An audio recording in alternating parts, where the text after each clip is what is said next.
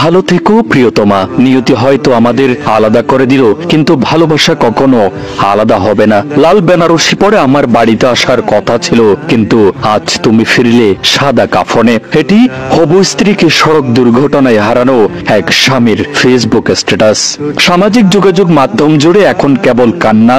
বন্ধু, ভাই, আত্মীয়রা শুধু একটি নাম নিয়ে কাঁদছে, রিমঝিম। যার স্বপ্ন ছিল নতুন জীবনের, নতুন বাড়ির, নতুন জীবনের সূচনার। রিমঝিম বড়ুয়া, বয়স মাত্র 21, কক্সবাজারের রামুর রাজারকুল ইউনিয়নের পূর্ব রাজারকুল গ্রামের হিমাংশু বড়ুয়ার মেয়ে। 4 ভাই বোনের মধ্যে তৃতীয়। রোহিঙ্গা শিবিরে কাজ করতেন একটি বেসরকারি উন্নয়ন সংস্থার হয়ে।